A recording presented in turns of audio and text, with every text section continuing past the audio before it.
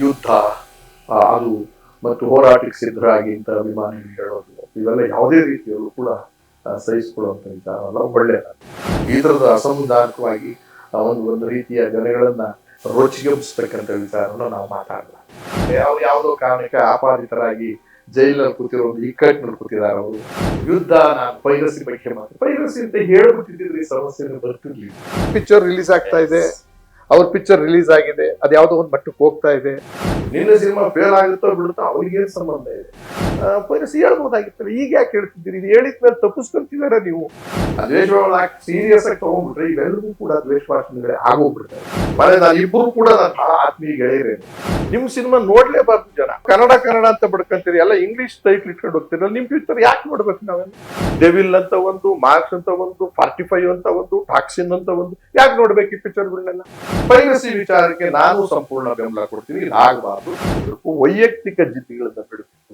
ನಾವೆಲ್ಲರೂ ಅಣ್ಣ ತಮ್ಮಂದಿರು, ಸಹೋದರರು. ವಿಜಯ ಕರ್ನಾಟಕ ವೀಕ್ಷಕರಿಗೆ ಸ್ವಾಗತ. ನಾನು ಶಂಕರ್ನ ಹೆತ್ತು.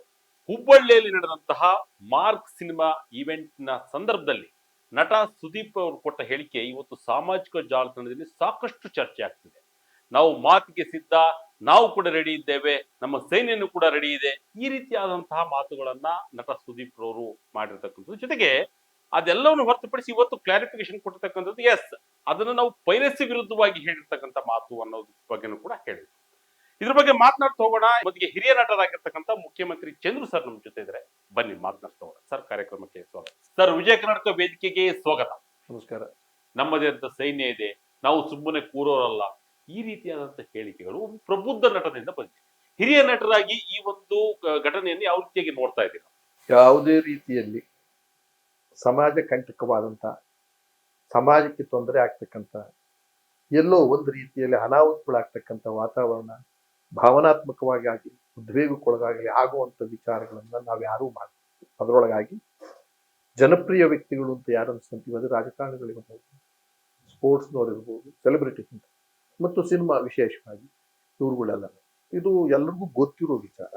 ಇದು ಯಾಕೆ ಈಗ ಆಗಾಗ್ಗೆ ಒಂದೊಂದ್ಸರಿ ರಾಜ್ಕುಮಾರ್ ಅವ್ರ ಕಾಲದಿಂದಲೂ ನಾನು ನೋಡ್ಕೊಂಡು ಬಂದಿದ್ದೀನಿ. ನಾನು ಬಹುತೇಕ ಅಲ್ಲೂ ಸಣ್ಣ ಪುಟ್ಟ ಇಂಥವಾಗಿದ್ರು ಕೂಡ ಮುಗುಮಾಗ ಅಲ್ಲೇ ಕ್ಲೋಸ್ ಆಗೋಗ್ತಿತ್ತು, ಕೂತು ಮಾತಾಡ್ಕೊತಿದ್ರು.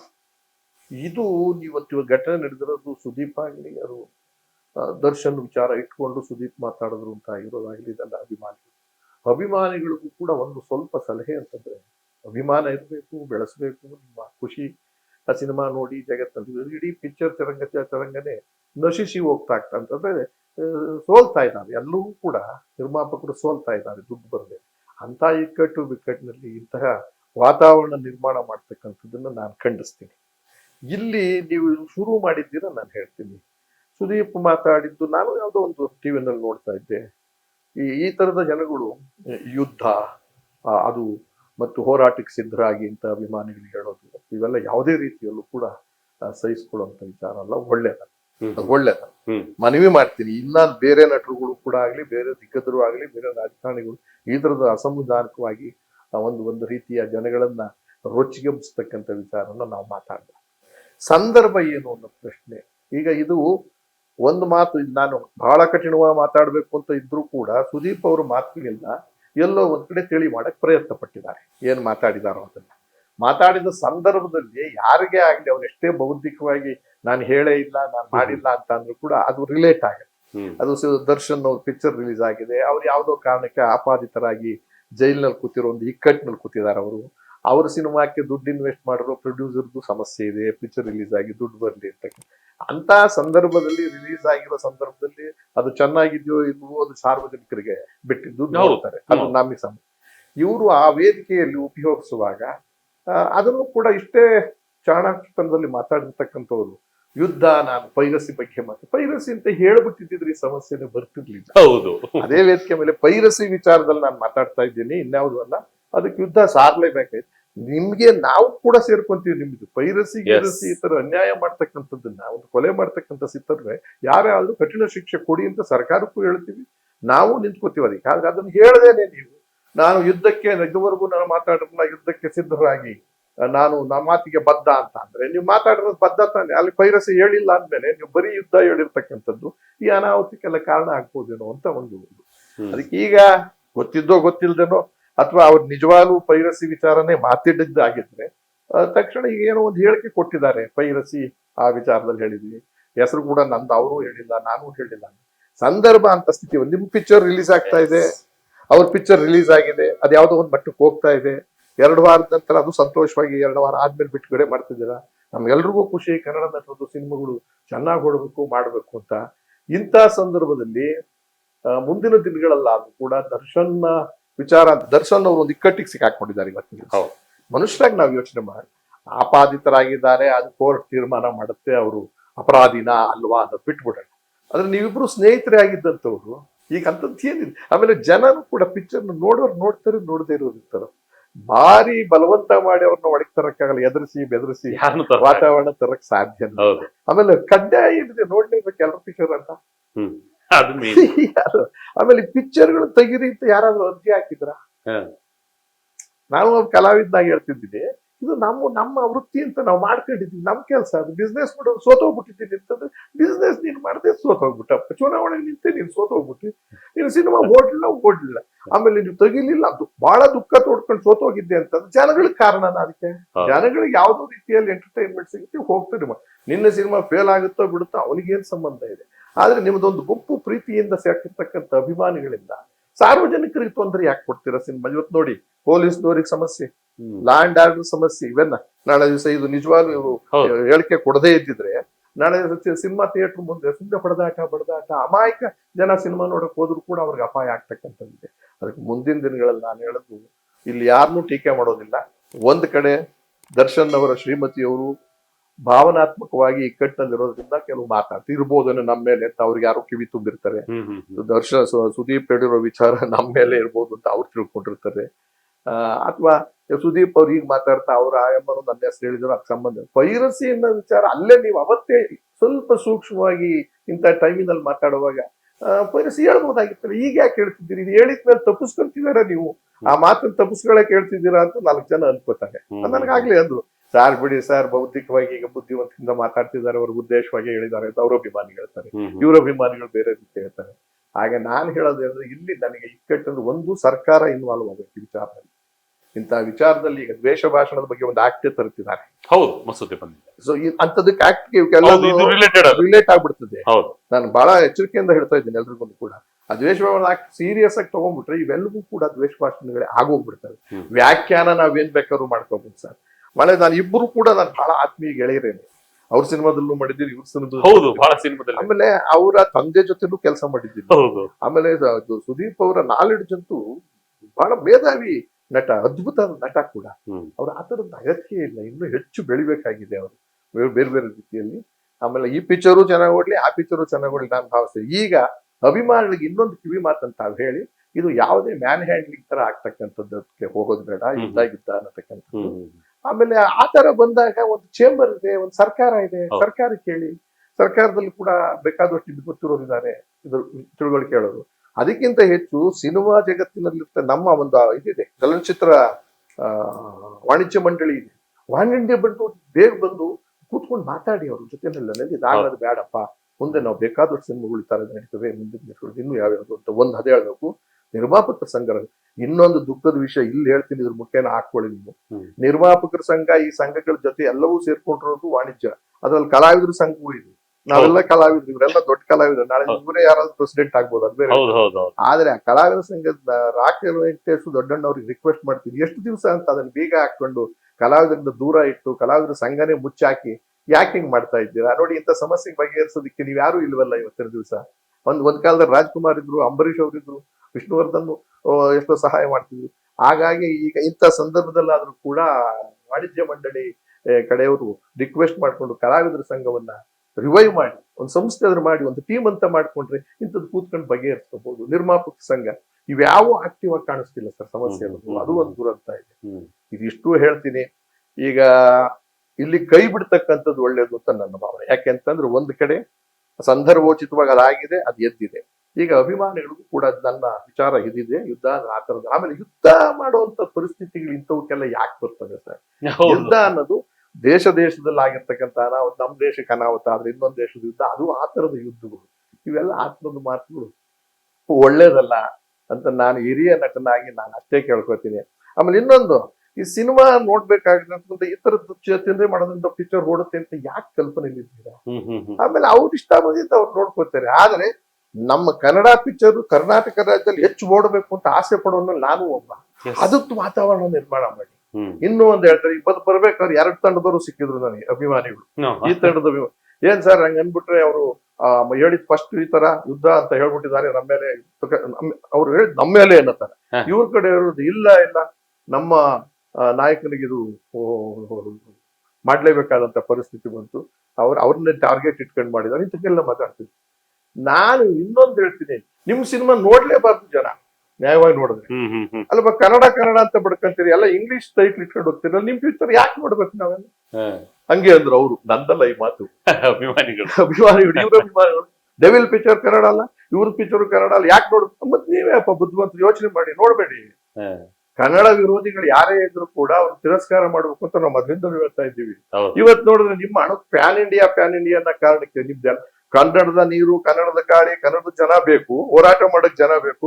ಆದ್ರೆ ನೀವು ಇಂಗ್ಲಿಷು ಹೆಸರುಗಳು ಮಾತ್ರ ಎಲ್ರಿಗೂ ಹೇಳ್ತೀವಿ, ಕನ್ನಡ ನಾಮಫಲಕ ಇರಬೇಕು, ಕನ್ನಡಿಗರನ್ನ ದೂರ ಇಳಿಸಿ ಮರಾಠಿಲ್ ಗಲಾಟಿಗೆ ನೀವೆಲ್ಲ ಬೆಂಬಲ ಕೊಡ್ತೀವಿ.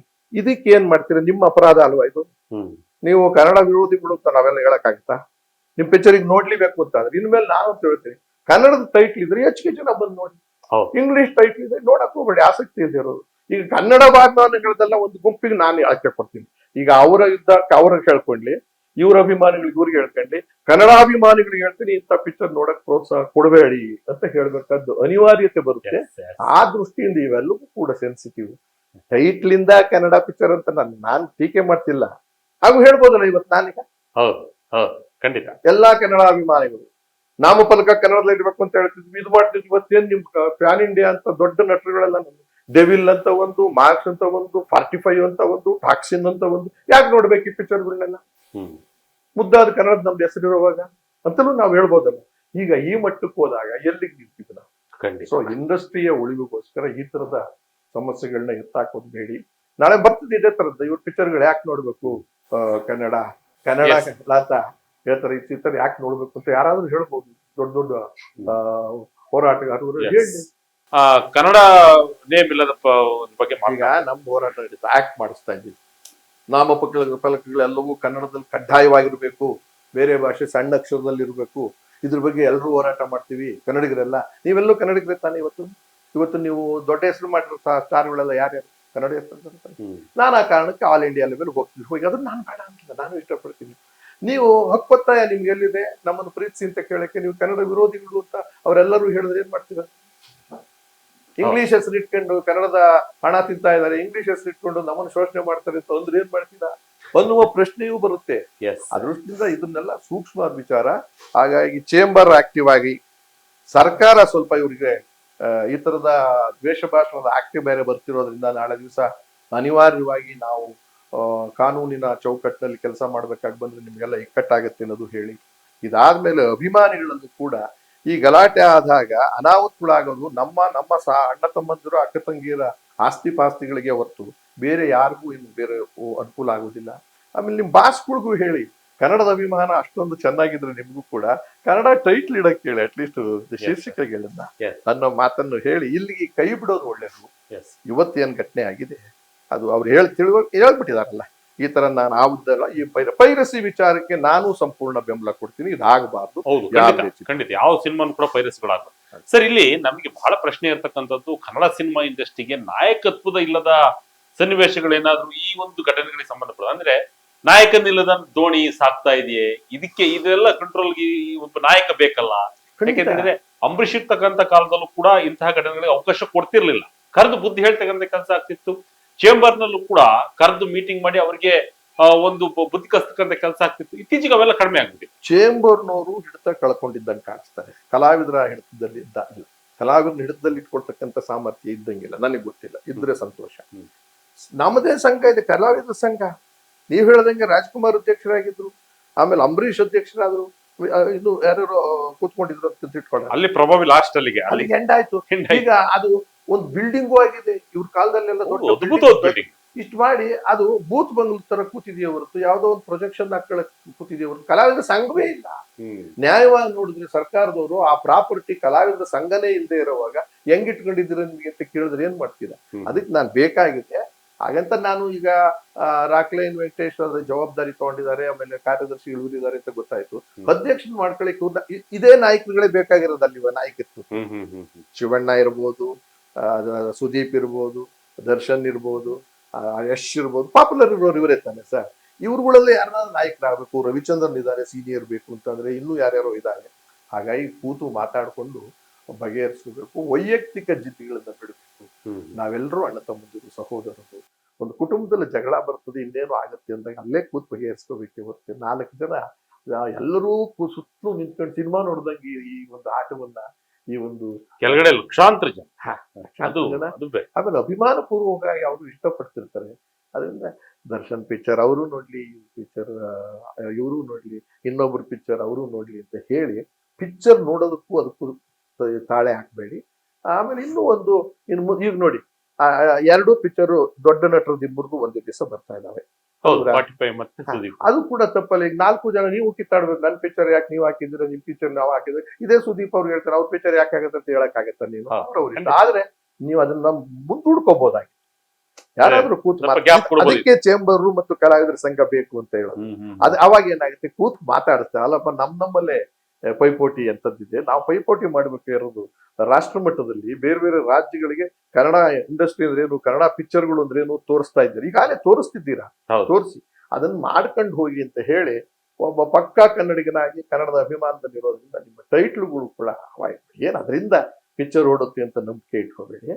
ಅಥವಾ ಇಡೀ 3 ಹೆಸರು ಇಡಿ, ಕನ್ನಡದಲ್ಲೂ ಇಡಿ, ಕನ್ನಡದಲ್ಲೂ ಇಡಿ, ಆಮೇಲೆ ನಿಮ್ ಇಂಗ್ಲಿಷ್ ನಲ್ಲ ಇಟ್ಕೊಳ್ಳಿ, ತಮಿಳ್ನಲ್ಲಿ ಇಟ್ಕೊಳ್ಳಿ, ಏನಾರ ಇಟ್ಕೊಳ್ಳಿ ಸರ್. ಆಮೇಲೆ ಹಿಂದಿನ ಕೆಲವು ಘಟನೆಗಳು ನೆನೆಸ್ಕೊಳಕಾಗುತ್ತೆ ಇವರಿಗೆಲ್ಲ. ಯಾಕೆಂತ ಹೇಳಿದ್ರೆ, ಹೇಗಿದ್ರು ಹಿರಿಯ ನಟರೆಲ್ಲ ಹೇಗಿದ್ರು, ಯಾವ ರೀತಿಯಾಗಿ ವೇದಿಕೆಯ ಮೇಲೆ ಮಾತನಾಡ್ತಿದ್ರು, ಯಾವ ರೀತಿ ಗಂಭೀರ್ಯ ಪಡ್ಕೊಳ್ತಿತ್ತು, ಗಾಂಭೀರ್ಯ ರೀತಿ ಇದ್ರು, ತಾವು ನೆನೆಸ್ಕೊಳ್ಳೋದಾದ್ರೆ 1-2 ಘಟನೆಗಳು ಸರ್. ರಾಜ್ಕುಮಾರ್ ಅವ್ರ ವಿಚಾರ ಹಿಂದೆ ಯಾವಾಗಲೂ ಒಂದ್ಸತಿ ಪಿಕ್ಚರ್ಗಳ ವಿಚಾರದಲ್ಲಿ ಆಗ್ತಾ ಇರಲಿಲ್ಲ. ರಾಜ್ಕುಮಾರ್ ಹೇಳಿದ್ಮೇಲೆ ಮಾತೇ ಮುಗಿದೋಗಿತ್ತು. ಅವರೇ ದೊಡ್ಡ ನಮಗೆ ನಾಯಕರು ಸುಮಾರು ದಿವಸ. ಅದಾದ್ಮೇಲೆ ಅಂಬರೀಷ್ ತಗೊಂಡ್ರು, ಟೇಕ್ ಓವರ್ ಮಾಡಿದ್ರು, ಕೂತ್ ಮಾತಾಡ್ತಿದ್ರು. ಎಷ್ಟೋ ವೇದಿಕೆಗಳಲ್ಲಿ ವಿಷ್ಣುವರ್ಧನ್ಗೂ ರಾಜ್ಕುಮಾರ್ ಅವ್ರಿಗೂ ಕಿಕ್ಕಾಟ ಬಂತು ಅಂತ ಸುದ್ದಿಗಳೆಲ್ಲ ಆದಾಗ ಕೂತು ಬಗೆಹರಿಸ್ಕೊಂಡು ಅವರೇನೆ ಅಣ್ತಮ್ಮನ ಇಬ್ರು ನಟರನ್ನು ಮಾತಾಡಿದ್ದು ಘಟನೆಗಳು ನೋಡಿದ್ದೀನಿ. ಒಳಾಂಗಣದಲ್ಲಿ ಏನಾದ್ರೂ ಇರಲಿ, ಹೊರಾಂಗಣದಲ್ಲಾದ್ರೂ ಕೂಡ ನಮ್ಮ ಕಣ್ಣಿಗೆ ಅದು ನಾವೆಲ್ಲ ಒಂದೇ, ಅದು ಮಾಡಬಾರ್ದು ಅನ್ನತಕ್ಕಂಥದ್ದು. ಇವರು ರಾಜಿ ಆಗಿರ್ಬೋದು, ಅವರು ರಾಜಿ ಆಗಿರ್ಬೋದು. ಇವು ಪೈಪೋಟಿ ಯುದ್ಧದಲ್ಲಿ ಬಂದಿರಲಿಲ್ಲ. ಆಮೇಲೆ ಕೂತ್ ಮಾತಾಡ್ಕೊಂಡು ಇವ್ರು ಪಿಕ್ಚರ್ ಬರೋವಾಗ ಅವರವರೇ ಮಾತಾಡ್ಕೊಂಡು ಫೋನ್ನಲ್ಲೋ ಪ್ರೊಡ್ಯೂಸರ್ಸ್ ಎಲ್ಲ ಮುಂದಕ್ಕೆ ಹಾಕ್ಕೊಳ್ಳಿ, 2 ವಾರ ಅಥವಾ ಈ ವಾರ ಹಾಕ್ಕೊಳ್ಳಿ ಅಂತ ಹೇಳ್ತಿದ್ರು. ಆ ನಾಯಕತ್ವದ ಕೊರತೆ ಇದೆ ಸರ್. ಆ ಕೊರತೆಗೆ ಯಾರು ಕೂತ್ಕೋಬೇಕು ಅನ್ನೋದಕ್ಕೆ ಅದೇ ಬಂದಿರೋದು. ಇವರು ಈ ಜಿದ್ದುಗಳಲ್ಲಿ ಅವನಾದ್ರೆ ನಾನ್ ಸಪೋರ್ಟ್ ಮಾಡಲ್ಲ, ನಾನಾದ್ರೆ ನೀನ್ ಸಪೋರ್ಟ್ ಮಾಡಲ್ಲ, ನೀನಾದ್ರೆ ನಾನ್ ಸಪೋರ್ಟ್ ಮಾಡಲ್ಲ ಅನ್ನೋ ಕೆಟ್ಟ ಲೆವೆಲ್ಗೆ ಬಂದಿದೆ. ಆಮೇಲೆ ಇನ್ನೊಂದು ಜ್ಞಾಪಕ ಇಟ್ಕೊಳ್ಳಿ, ಎಲ್ಲರಿಗೂ ಪೀರಿಯಡ್ ಇಷ್ಟು ದಿವಸ ಅಂತ ಇರುತ್ತೆ. ರಾಜ್ಕುಮಾರ್ ಪೀರಿಯಡ್ ಬೇರೆ, ಅಂಬರೀಷ್ ಈಗ 2, 3, 4 ವರ್ಷಕ್ಕೆ ಒಬ್ಬೊಬ್ಬ ಹೀರೋರು ಎಲ್ಲೆಲ್ಲೋ ಮಾಯ ಆಗೋಗ್ಬಿಡ್ತೀರ, ಗ್ಯಾರಂಟಿ ಇರುತ್ತೆ. ಇವತ್ತು ಬಹಳ ಈ ವೇಗದಲ್ಲಿ ನೀವು 16, 20, 30 ವರ್ಷಗಳ ಕಾಲ ಸುದೀರ್ಘವಾಗಿ ಆಳ್ವಿಕೆ ಮಾಡ್ಬೋದು, ಪಳ್ಳೆಗಾರಿಕೆ ಮಾಡ್ಬೋದು ಅನ್ನೋದು ಹೋಗ್ಬಿಟ್ಟಿದೆ. ಅದರಿಂದ ಎಚ್ಚರಿಕೆ ಬಿದ್ದೋಗ್ತೀವಿ ನಾವು ಕೂಡ. ಏರುತ್ತೆ ಬೀರುತ್ತೆ, ಇದಾಗುತ್ತೆ. ಇರೋವರೆಗೂ ಸಾರ್ವಜನಿಕವಾಗಿ ಒಳ್ಳೇದು ಮಾಡಿ, ನಿಮ್ಮ ಕೆಲಸ ಮಾಡ್ತಿರೋ ವೃತ್ತಿ ಜಾಗದಲ್ಲಿ ಎಲ್ಲರಿಗೂ ಅನುಕೂಲ ಆಗೋ ಥರದಲ್ಲಿ ಮಾಡಿ, ಮತ್ತು ಒಂದು ಒಳ್ಳೆಯ ನಡವಳಿಕೆಯಿಂದ ನಿರ್ಗಮನ ಆಗತಕ್ಕಂಥ ರೀತಿಗೆ ಹೋಗಿ ಅಂತ ನಾನು ಹೇಳ್ತೇನೆ. ಅದೇ ಸರ್, ನಾನು ಸಿನಿಮಾ ಥಿಯೇಟರ್ಗೆ ಹೋಗಿದ್ದೆ ಒಂದು ಟೈಮ್. ಥಿಯೇಟರ್ಗೆ ಹೋದ ಸಂದರ್ಭದಲ್ಲಿ ಡಾಕ್ಟರ್ ರಾಜ್ಕುಮಾರ್ ಅವರ ಆಲೋಚನೆ ಹೇಗಿತ್ತಂದ್ರೆ, ಕೆಲ್ಸಗಾರರಿಗೆ ಕೆಲಸ ಸಿಗ್ಬೇಕು. ಈಗ ನಾವು ಸಿನಿಮಾ ಮಾಡಿದ ಸಿನಿಮಾ ಥಿಯೇಟರ್ ಅಲ್ಲಿ ಬಿಡುಗಡೆನೆ ಆಗ್ತಾ ಇಲ್ಲ, ಅಲ್ಲಿ ಒಂದಿಷ್ಟು ಸಿಬ್ಬಂದಿಗಳಿರ್ತಾರೆ, ಅವರಿಗೆ ತೊಂದರೆ ಆಗುತ್ತೆ. ಸಿನಿಮಾಗೆ ಸಂಬಂಧಪಟ್ಟ ಕೆಲಸ ಮಾಡ್ತಾ ಇರ್ತಾರೆ, ವರ್ಷಗಟ್ಟಲೆ ಕಾಯಕ್ಕಾಗಲ್ಲ. ಅವರು ಕೂಡ ಹಣದ ಆರ್ಥಿಕವಾಗಿ ಬಹಳಷ್ಟು ಕುಗ್ಗಿ ಹೋಗ್ತಾರೆ. ಇಂಥವ್ರಿಗೆ ಸಹಾಯ ಆಗಲಿ ಅಂತ ಹೇಳಿ ವರ್ಷಕ್ಕೆ 4-5 ಸಿನಿಮಾ 6 ಸಿನಿಮಾ ಮಾಡ್ತಿರಂತ ಅಣ್ಣವ್ರು. ಇವ್ರಿಗೆಲ್ಲ ಆಲೋಚನೆಗಳೇ ಇಲ್ವಾ ಅಂತ. 2 ಘಟ್ಟ ಇದೆ. ಆವತ್ತಿನ ಕಾಲಘಟ್ಟದಲ್ಲಿ ಹೆಚ್ಚಿಗೆ ಪಿಕ್ಚರ್ ಬಂದ್ರು ಕೂಡ ನೋಡುವಂಥದ್ದು ಶಕ್ತಿ ಕಡಿಮೆ ಇತ್ತು. ಈ ತರದ ನೋಡುವ ಸ್ಥಿತಿಗಳು ಇರ್ಲಿಲ್ಲ. ಎಷ್ಟೋ ಒಂದು ತಾಲೂಕಿನಲ್ಲಿ ಒಂದು ಟೆಂಟ್ ಇದ್ರೆ ಆ ಟೆಂಟ್ ಹೋಗಿ ಬರ್ಬೇಕಾದ್ರೆ ಗಾಡಿ ಕಟ್ಕೊಂಡು ಓಡ್ಬೇಕಾಗಿತ್ತು, ಅದು ಆಮೇಲೆ ದುಡ್ಡು ಹಂಚ್ಕೊಂಡು ಹೋಗ್ಬೇಕಾಗಿತ್ತು. ಅದೆಲ್ಲವೂ ಹೋಗ್ಬಿಟ್ಟಿದೆ, ಅದು ವ್ಯತ್ಯಾಸನೂ ಆಗಿದೆ. ಆದ್ರೆ ನೀವು ಹೇಳ್ದಾಗೆ ಇಲ್ಲಿ ಒಂದು ಇಂಡಸ್ಟ್ರಿ ಇದು, ದೊಡ್ಡ ಇಂಡಸ್ಟ್ರಿ ಶುರು ಮಾಡ್ಬಿಟ್ಟಿದ್ದಾರೆ. ಆ ಇಂಡಸ್ಟ್ರಿ ದೊಡ್ಡದಾಗಿದೆ. ಆ ಇಂಡಸ್ಟ್ರಿನ ಮುಚ್ಚಾಕದ ಪ್ರಯತ್ನ ಮಾಡಲೇಬಾರ್ದು. ಅದನ್ನ ಉದ್ಧಾರ ಆಗಕ್ಕೆ ಯೋಚನೆ ಮಾಡ್ತಿರ್ಬೇಕು, ವಿಸ್ತಾರ ಆಗಕ್ಕೆ ಯೋಚನೆ ಮಾಡ್ಬೇಕು. ಯಾಕೆಂತ ನೀವು ಹೇಳ್ದಂಗೆ ಸಾವಿರಾರು ಕುಟುಂಬಗಳು ಅದರ ಹಿಂದ್ಗಡೆ ಅನ್ನ ತಿಂತಾ ಇರ್ತಾರೆ. ಊಟ ರಾಜ್ಕುಮಾರ್ ಹೇಳ್ದಾಗಿದೆ, ಅದು ನಾವು ನೋಡ್ಬೇಕಾಗಿದೆ. ಈಗ ಒಬ್ಬ ವ್ಯಕ್ತಿ ಒಂದು ದೊಡ್ಡ ಪಿಕ್ಚರ್ ಮಾಡಿದ್ರೆ, ಮುಂಚೆ ಒಂದು ಪಿಕ್ಚರ್ ಮಾಡಿದ್ರೆ ಒಂದು 3-4 ಕೋಟಿನಲ್ಲಿ ಮಾಡ್ತಿದ್ರು. ಅದಕ್ಕೂ ಹಿಂದೆ ನಾವು ಕಾಲದಲ್ಲೆಲ್ಲ 25-30 ಲಕ್ಷಕ್ಕೆ ಮಾಡ್ತಿದ್ದು. ಇವತ್ತು 30 ಕೋಟಿ, 40 ಕೋಟಿ, 50, 100 ಕೋಟಿ ತಕ್ಕ ದಾಟಿ ಇನ್ನೂ ಜಾಸ್ತಿ ಆಗಿರುವಾಗ, ಹಾಗೆ ಜನಸಂಖ್ಯೆನೂ ಅದು ಕೆಲಸ ಮಾಡೋದು ಜಾಸ್ತಿ ಆಗಿರೋದ್ರಿಂದ ನಾವು ಬಹಳ ಎಚ್ಚರಿಕೆಯಿಂದ ಯೋಚನೆ ಮಾಡ್ಬೇಕು. ರಾಜ್ಕುಮಾರ್ ಹೇಳಿದ್ ಕರೆಕ್ಟ್. ನಮಗೋಸ್ಕರನೇ ಬದುಕಬೇಕಾಗಿಲ್ಲ, ಅವ್ರಿಗೂ ಬದುಕಬೇಕಾಗಿದೆ. ನಾವು ಒಂದು ಪಿಕ್ಚರ್ ಮಾಡೋದ್ರಿಂದ ಅನುಕೂಲ ಆಗಲ್ಲ. 2-3 ಮಾಡ್ತಕ್ಕಂಥದ್ದು ಒಳ್ಳೇದಿದೆ. ನೀವು ಯಾವ್ಯಾವ್ದೋ ಕ್ಯಾಲ್ಕುಲೇಷನ್ ಅದನ್ನ ಪೋಸ್ಟ್ಪೋನ್ ಮಾಡ್ಕೋಬಹುದು, ಮಾಡ್ಕೋಬೇಡಿ. ನಮ್ಮ ವೃತ್ತಿ ಮಾಡ್ಬೇಕಾದ್ರೆ ಡಿಮ್ಯಾಂಡ್ ಇದ್ದಾಗಲೇ ಕೊಡಿ, ಆ ಸಪ್ಲೈ ಆಗ್ಬೇಕು ಅವ್ರೆಲ್ರಿಗೂ ಕೂಡ. ಅವ್ರೆಲ್ರಿಗೂ ಬದುಕಬೇಕಾಗಿದೆ. ಆ ಕೆಲಸಗಾರ ಇರ್ತಾರಲ್ಲ ಹಿಂದ್ಗಡೆ, ಅವ್ರಿಗೋಸ್ಕರ ಅದು ಅವ್ರು ಮಾಡಬೇಕು ಬದಲಾವಣೆ. ಪ್ರಬುದ್ಧ ನಟರು ಸರ್, ಯಾರು ಚಿಕ್ಕ ನಟರಲ್ಲ. ನಾನು ಹೇಳ್ದ ಮೇಧಾವಿ ನಟ, ದೊಡ್ಡ ಅದ್ಭುತ ನಟ, ಎಜುಕೇಟೆಡ್ ಆಲ್ಸೋ ಅವರು. ಹೌದೌದು. ಇಲ್ಲಿ ಅವ್ರ ಪತ್ನಿ ಮಾತಾಡಿರ್ತಕ್ಕಂಥದ್ದು ಅವರಿಗೆ ಅಂತ ಏನಿಲ್ಲ. ಅಟ್ಲೀಸ್ಟ್ ಇವರು ಕೂಡ ವೇದಿಕೆಯಲ್ಲಿ ಇತ್ತ ಹೆಸರನ್ನ ಸೂಚಿಸಿ ಮಾತಾಡ್ಲಿಲ್ಲ. ಆದ್ರೆ ಅಷ್ಟು ದೊಡ್ಡ ಲಕ್ಷಾಂತರ ಜನ ನೀವು ಈ ರೀತಿಯಾದ ಸಂದೇಶ ಕೊಟ್ಬಿಟ್ರೆ ಅದು ಯಾವ ರೀತಿಯಾಗಿ ತಗೊಳ್ಬೇಕು ಅಂತ ಅಭಿಮಾನಿ ಫ್ಯಾನ್ಸ್ ಆಲ್ಸೋ. ಅದು ಯಾಕಂದ್ರೆ ಈಗಲೇ ಅಲ್ಲಿ ಒಂದಿಷ್ಟು ಅವ್ರ ಮಧ್ಯೆ ಒಂದಿಷ್ಟು ಅವ್ರು ಹೇಳ್ಬಿಟ್ಟಿರೋದ್ರಿಂದ ಹೇಳಿಕೆ ಕೊಟ್ಟ ಉದ್ದೇಶ ಅಲ್ಲ ಅಂತ ಅದನ್ನ ನಾವು ಒಪ್ಕೋಬೇಕಾದ್ದು ಅನಿವಾರ್ಯತೆ ಬಂದಿದೆ. ಖಂಡಿತ. ಆದ್ರೆ ಇಂಥ ಸಂದರ್ಭಗಳು ಮುಂದಿನ ದಿನಗಳ ಆಗ್ದಂಗೆ ನೋಡ್ಕೊಳ್ಳಿ. ಆಮೇಲೆ ನೀವುಗಳು ಜವಾಬ್ದಾರಿಯುತವಾದ ಕಣ್ಣುಗಳನ್ನ, ಲಕ್ಷಾಂತರ ಕಣ್ಣುಗಳು ನೋಡ್ತಿರ್ತವೆ, ಕಿವಿಗಳು ಕೇಳಿಸ್ಕೊಂತಿರ್ತವೆ. ನಿಮ್ಮ ಮಾತುಗಳು ಯಾವ್ದಕ್ಕೆ ಸೂಟ್ ಆಗುತ್ತೆ, ಯಾವ್ದಕ್ಕೆ ಸೂಟ್ ಆಗಲ್ಲ ಅಂತ. ಅದು ಸೈಲೆನ್ಸು ಕೂಡ ವ್ಯಾಖ್ಯಾನ ಬಂದ್ಬಿಡುತ್ತೆ. ನಾವು ವ್ಯಕ್ತಿ ಬೆಳಿತಾ ಬೆಳಿತಾ ಬೆಳಿತಾ ಅವನು ಒಂದು ಕೆರ್ಕಂಡಿದ್ದು ಕೂಡ ಏನೋ ಒಂದು ಅಭಿನಯ ಅಂತ ಆಗ್ಬಿಡ್ತದೆ. ಅದಕ್ಕೋಸ್ಕರ ಎಚ್ಚರಿಕೆ, ಮೈಯೆಲ್ಲ ಕಣ್ಣಾಗಿ ಮಾಡ್ಕೊಳ್ಳಿ. ಈಗ ನೀವ್ ಹೇಳಿದ್ರ ಬಗ್ಗೆ ನಾವು ಅನುಮಾನ ಪಡೋದಿಲ್ಲ. ಅನುಮಾನ ಬಂದಿತ್ತು ನನಗೂ ಕೂಡ ಅವ್ರ ಮಾತು ಕೇಳಿದಾಗ. ಸೊ ಇದಾಗಿ ನಾನು ಬದ್ದ ಮಾತು ಕೇಳಿದ ತಕ್ಷಣ ಏನ್ ಯುದ್ಧ ಮಾಡಿಸ್ತಾರೆ, ಇದು ಯಾತಕ್ಕಿದ್ದ, ಇದು ಸಿನಿಮಾ ಪಿಕ್ಚರ್ ರಿಲೀಸ್ ಆಗಿರೋ ಟೈಮ್ನಲ್ಲಿ, ಇವ್ರದ್ದು ಆಗೋ ಟೈಮ್ನಲ್ಲಿ ಅಂತ. ಇವ್ರ ಒಳಾಂಗಣದ ಕತೆ ನನಗೇನ್ ಗೊತ್ತಿರ್ತದೆ ಸ್ವಾಮಿ, ಅಷ್ಟು ಬುದ್ಧಿವಂತರಲ್ಲ ನಾವು.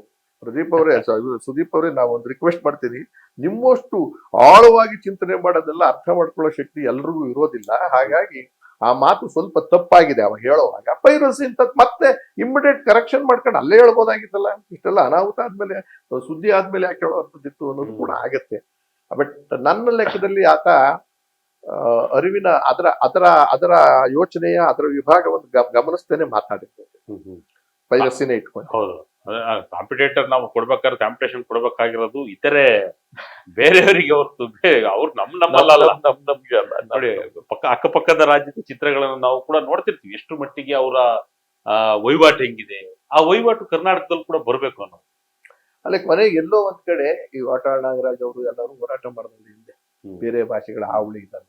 ನಿಮ್ಮ ಈ ಕಿತ್ತಾಟದಲ್ಲಿ ಮತ್ತು ನಿಮ್ಮ ಈ ಸ್ಥಿತಿ ಒಳಗೆ ಬೇರೆ ಹಾವಳಿಗಳು ಇನ್ನೂ ಜಾಸ್ತಿ ಆಗಿ ಕನ್ನಡಿಗರಿಗೂ ಮತ್ತು ಕೂಡ ಅಧ್ವಾನ ಆಗ್ತಕ್ಕಂಥ ಪರಿಸ್ಥಿತಿ ನಿರ್ಮಾಣ ಆಗ್ಬಹುದು. ನೋಡಿ, ಕಳೆದ ಸರಿ ಅಂತಾರಾಷ್ಟ್ರೀಯ ಚಲನಚಿತ್ರೋತ್ಸವ ನಡೀತು ಕೂಡ, ಇಂಟರ್ನ್ಯಾಷನಲ್ ಫಿಲ್ಮ್ ಫೆಸ್ಟಿವಲ್. ಈ ವರ್ಷ ನಡೀತಾ ಇದೆ. ಲಾಸ್ಟ್ ಟೈಮ್ ಆದ್ರೂ ಕೂಡ ಕರೆದಿಲ್ಲ ಅಂತ ಹೇಳಿ ಒಂದಿಷ್ಟು ಜನ ಹೋಗ್ದ. ಅಂತಾರಾಷ್ಟ್ರೀಯ ಚಲನಚಿತ್ರ ನಮ್ದು ಒಂದಿಷ್ಟು ಭಾಗಗಳಿರ್ತವೆ, ಹೋಗ್ಬೇಕು ಬರ್ಬೇಕು. ಇದ್ರ ಬಗ್ಗೆ ಯಾವ್ದು ಕೂಡ ಪ್ರೆಸ್ಟೀಜ್ ಆಗಿ ತಗೋಬಾರ್ದು. ಬೆಳೀತಾ ಬೆಳೀತಾ ಬೆಳೀತಾ ಬೆಳೀತಾ ತೆಗ್ಬೇಕಾಗತ್ತೆ.